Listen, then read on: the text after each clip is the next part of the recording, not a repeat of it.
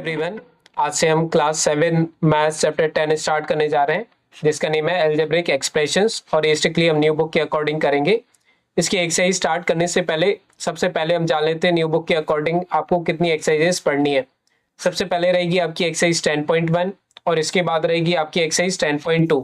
तो बेसिकली इस चैप्टर में सिर्फ 2 एक्सरसाइजेस आपको कंप्लीट करनी है और ये हम कंप्लीट करेंगे। देखिए, अलजेब्रिक एक्सप्रेशन का मतलब हम जान लेते हैं क्या होता है। तो अलजेब्रिक एक्सप्रेशन को समझने के लिए आपको सबसे पहले 2 टर्म्स क्लियर होने चाहिए। सबसे पहला होता है वेरिएबल। Clear, variable. तो ये ऑलरेडी हम सिंपल इक्वेशन जब हमने पढ़ा था चैप्टर, उसमें हमने देखे थे वेरिएबल जो भी अननोन वैल्यूज होती हैं वो वेरिएबल कहलाते हैं। जैसे ए, बी, सी या फिर एक्स, वाई, जेड, इस तरीके के जो भी अल्फाबेटिकल जो लेटर्स रहते हैं इनको हम वेरिएबल कहते हैं और इनकी वैल्यू हम फाइंड करते हैं। क्लियर। सेकंड जो टर्म आपको पढ़ना है वो होते हैं कांस्टेंट, कांस्टेंट टर्म्स। ठीक है, कांस्टेंट टर्म क्या होते हैं? जिसकी वैल्यू फिक्स्ड होती है, जैसे कि 1, 2, 3 है ना, 100, 1000, 1 लाख, इस तरीके के जो भी टर्म्स होते हैं ये कांस्टेंट टर्म्स होते हैं। अब जब हम वेरिएबल और कांस्टेंट टर्म्स या फिर सिर्फ वेरिएबल ले लें या फिर सिर्फ कांस्टेंट टर्म ले लें, तो ये जब मिलते हैं, चाहे उनको प्लस करके मिलाएं या फिर मल्टीप्लाई, डिवाइड, इस तरीके से मिला दें, तो उससे क्या बन जाता है? हमारा अलजेब्रिक एक्सप्रेशन बन जाता है। जैसे अगर मैं लिखूं अलजेब्रिक एक्सप्रेशन के एग्जांपल्स a+1, तो ये एक अलजेब्रिक एक्सप्रेशन बन चुका है। या फिर अगर मैं लिख दूं a/2 + 7, तो ये भी एक अलजेब्रिक एक्सप्रेशन है, डिवाइड कर देना। या फिर x² + 2ab, तो ये भी एक अलजेब्रिक एक्सप्रेशन है। क्लियर। अलजेब्रिक एक्सप्रेशन बहुत बड़े बड़े भी हो सकते हैं, जैसे x² + ab + 5a + 27, आप कुछ भी करके प्लस करके मल्टीप्लाई करके /2 कर सकते हैं। तो ये सारे के सारे एग्जाम्पल हैं किसके? अलजेब्रिक एक्सप्रेशन के। ठीक है, तो ये सारे एग्जाम्पल अलजेब्रिक एक्सप्रेशंस के। तो बेसिकली अलजेब्रिक एक्सप्रेशंस बन किस तरीके से रहे हमारे? एक वेरिएबल और एक कांस्टेंट, इन दोनों को अरेंज कर दिया, add, plus, minus, divide, multiply, कुछ भी कर सकते हो आप। तो उधर से जो भी एक हमारा एक्सप्रेशन आएगा उसको हम अलजेब्रिक एक्सप्रेशन कहेंगे। अब हम सबसे पहले स्टार्ट करेंगे इसकी एक्सरसाइज 10.1। देखिए, मैं सारे कंसेप्ट आपको एक साथ नहीं बता रहा हूं, जैसे जैसे क्वेश्चंस आते जाएंगे वैसे वैसे हम कंसेप्ट्स अपने क्लियर करते जाएंगे। जैसे क्वेश्चन 1 में आपको यहाँ पे इक्वेशन बनानी सीखनी है, बेसिकली अलजेब्रिक एक्सप्रेशंस बनाने सीखने हैं। सेकंड क्वेश्चन में टर्म और उसके फैक्टर्स वगैरह, फैक्टर ट्री बनाना सीखेंगे। थर्ड क्वेश्चन में आप देखेंगे कि किस तरीके से हमें न्यूमेरिकल कोफिशिएंट को आइडेंटिफाई करना है। तो जैसे जैसे हम क्वेश्चंस करते जाएंगे वैसे वैसे आपके कंसेप्ट्स भी क्लियर होते जाएंगे और हर क्वेश्चन में आप एक नई चीज सीखेंगे। क्लियर। तो एक साथ मैं आपको ना बताते हुए पार्ट्स में बताऊंगा ताकि आप एक साथ प्रेशराइज भी नहीं होंगे और आपको धीरे धीरे हर चीज क्लियर होती जाएगी। जैसे जैसे क्वेश्चन आते जाएंगे वैसे वैसे हम वो नई चीज सीखते जाएंगे। क्लियर। तो सबसे पहले हम करेंगे क्वेश्चन नंबर 1। क्वेश्चन नंबर 1 में देखिए क्या लिखा हुआ है।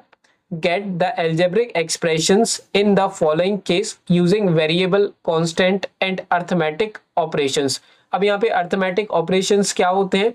ये वही होते हैं जो कि प्लस, माइनस, मल्टीप्लाई या फिर डिवाइड, ये चारों जो होते हैं वो अर्थमेटिक ऑपरेशंस कहलाते हैं। और अभी अभी मैंने आपको बता चुका हूं कि वेरिएबल क्या होते हैं और कांस्टेंट्स क्या होते हैं और अर्थमेटिक ऑपरेशंस। तो बेसिकली इस क्वेश्चन में ये कहना चाह रहे हैं कि इन्होंने कुछ एक सेंटेंस में अलजेब्रिक एक्सप्रेशन को लिखा हुआ है, हमें उसको मैथमेटिकल फॉर्म में लिख करके बताना है। क्लियर। जैसे अगर मैं फर्स्ट पार्ट को देखूं तो इसमें देखिए क्या लिखा हुआ है फर्स्ट पार्ट में, subtraction of z from y. Subtraction of z from y, कह रहे हैं कि जेड को माइनस कर दो वाई में से। तो इसका आंसर क्या हो जाएगा?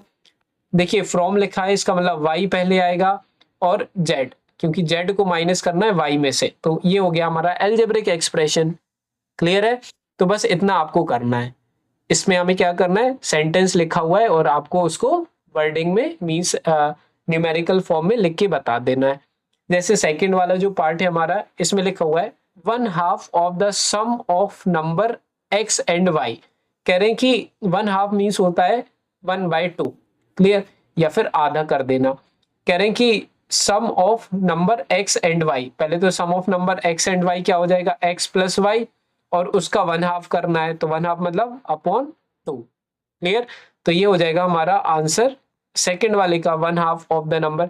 या फिर इसको आप इस तरीके से भी लिख सकते हो, और करके मैं लिख रहा हूँ 1/2 x प्लस वाई, मीन्स इन दोनों को प्लस करके इसका 1/2 कर दिया। तो ये भी तरीका सही है और ये भी तरीका सही है, आपके टीचर जिस तरीके से लिखवाएं आप वैसे लिख सकते हैं। इसके बाद हम थर्ड वाले पार्ट पर आ जाते हैं। थर्ड वाले पार्ट में ये कह रहे हैं the number z multiply by itself, कह रहे हैं कि z को खुद से ही मल्टीप्लाई कर दो, तो आंसर क्या हो जाए इसका, z इंटू जेड। तो z को खुद से ही मल्टीप्लाई कर देंगे तो क्या आ जाएगा, z मल्टीप्लाई बाय z। अच्छा, इसको आपके टीचर इस तरीके से भी लिखवा सकते हैं क्या कि z इंटू जेड क्या हो जाता है हमारा, z स्क्वायर भी हो सकता है। तो आप चाहें तो इस तरीके से लिख सकते हैं और इस तरीके से, दोनों तरीके से सही है ये आंसर। क्लियर। इसके बाद आ जाओ फोर्थ वाले पार्ट पे। तो बच्चों इसमें लिखा हुआ है 1/4 of the product of number p and q, कह रहे हैं कि p और q को मल्टीप्लाई करो और उसका 1/4 कर दो, तो आंसर में क्या आ जाएगा, देखिए पहले तो मैं p और q को मल्टीप्लाई कर देता हूं और फिर इसका मुझे 1/4 करना है। अब 1/4 करना है तो आपके टीचर अपॉन 4 करके लिखवा सकते हैं, तो ये भी सही है।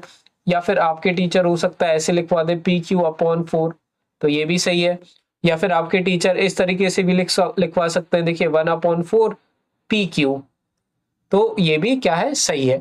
तो डिपेंड करता है कि आपके टीचर किस फॉर्म में लिखवा रहे, और सारे फॉर्म बिल्कुल सही है।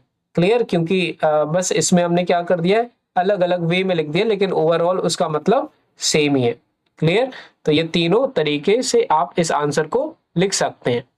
फिफ्थ वाला पार्ट, फिफ्थ वाले पार्ट में कह रहे number x and y both squared and added, कह रहे x और y दोनों को स्क्वायर करो और स्क्वायर करने के बाद ऐड कर दो। तो चलिए इसको लिख के देखते हैं।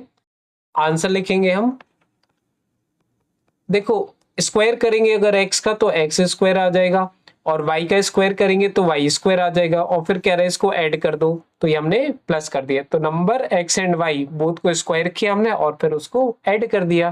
क्लियर, तो फिफ्थ पार्ट भी हो गया हमारा। अब आ जाओ सिक्स पार्ट पे।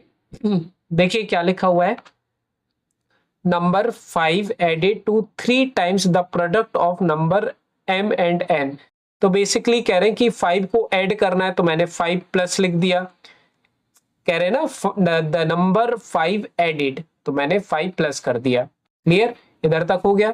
किससे ऐड करना है, to 3 times the product of number m and n। कह रहे हैं कि 3 टाइम्स मतलब होता है, टाइम्स का मतलब होता है multiply, 3 times the product of number m and n। तो product of number m and n, देखो इसको और तरीके से अगर आपको समझना हो तो क्या बोल रहे हैं ये लोग, कि कह रहे हैं कि the number 5 added to the product of number 3 times the product of number m and n। Clear, तो बेसिकली कह रहे हैं कि 5 को ऐड कर दो और 3 गुना कर दो m और n को प्रोडक्ट करके।